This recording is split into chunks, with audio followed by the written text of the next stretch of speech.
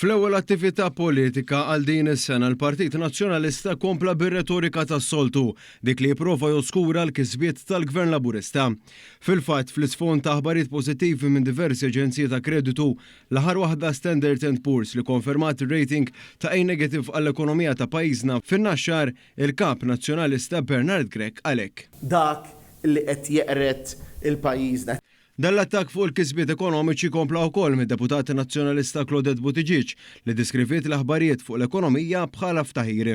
Ftaħir l-ekonomija tagħna qiegħda soda.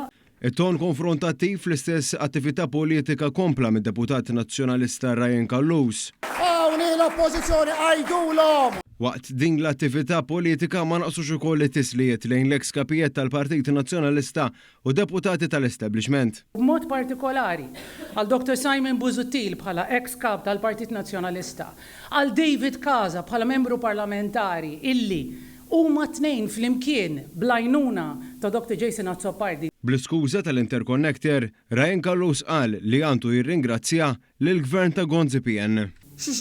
X'ngħid grazzi? U grazzi ħanejdek il-minnajt lill-ex Prim Ministru Lawrence Gonzi u lill-Gvern tiegħu.